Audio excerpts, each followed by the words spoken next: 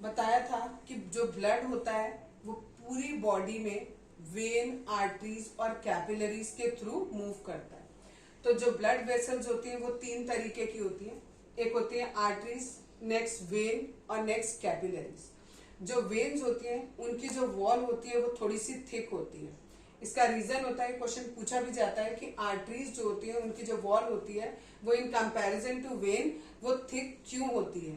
तो क्योंकि इसमें जो ब्लड का फ्लो होता है वो बहुत प्रेशर से होता है, तो प्रेशर से ब्लड फ्लो होने की वजह से वो फट ना जाए, इसके लिए जो इसकी वॉल होती है वो थिक होती है और इलास्टिक होती है।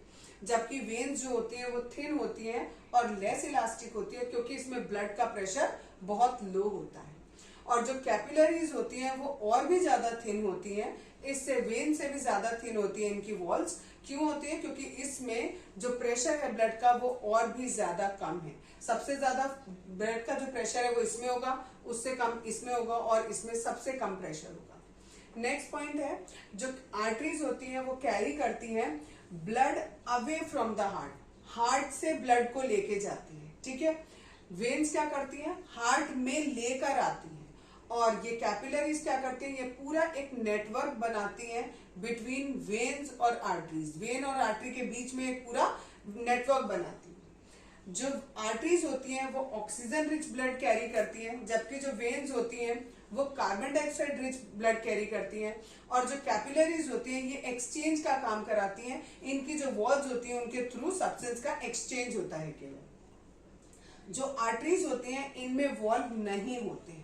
ठीक है, वॉल्व होते क्या है आपके हिसाब से, अभी आपके लेवल पर मैं इतना बता देती हूँ कि आप वॉल्व ये समझो एक तरीके के ढक्कन समझ लो।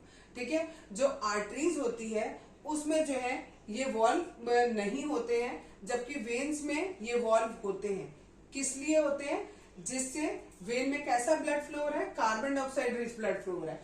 तो कार्बन डाइऑक्साइड ब्लड जो है वो रिवर्स बैक ना हो जाए, ठीक है, वापस ना आ जाए, इसके लिए उसमें वॉल्व लगे होते हैं और इसमें वॉल्व नहीं होते हैं। क्योंकि अगर इसमें ब्लड वापस भी आएगा तो अच्छा ब्लड है, साफ ब्लड है, बॉडी को दिक्कत नहीं होगी। लेकिन अगर ये खराब ब्लड है जो कि वेन में एक जगह से दूसरी जगह पर जा रहा है, अगर वो वापस आ गया तो जहां पर से वापस आएगा उस जगह कोई ना कोई प्रॉब्लम हो सकती है, इसलिए उसमें क्या लगे होते हैं? वॉल्व होते हैं।